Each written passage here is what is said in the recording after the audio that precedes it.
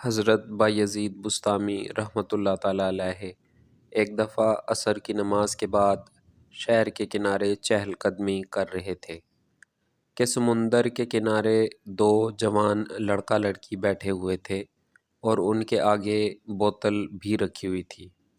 حضرت نے سمجھا یہ دونوں شام ڈھلنے کے انتظار میں ہیں اور بدکاری کرنے والے ہیں، اور ان کے سامنے شراب رکھی ہوئی ہے۔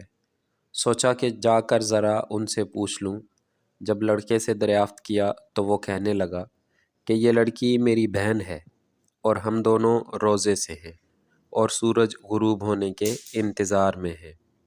بوتل میں زمزم ہے اور ہم سید خاندان سے ہیں۔ شیخ فرماتے ہیں میری آنکھوں میں آنسو آ گئے اور میں نے اپنے آپ کو خوب ملامت کیا، پھر ان کو گھر لے جا کر خوب اکرام کیا۔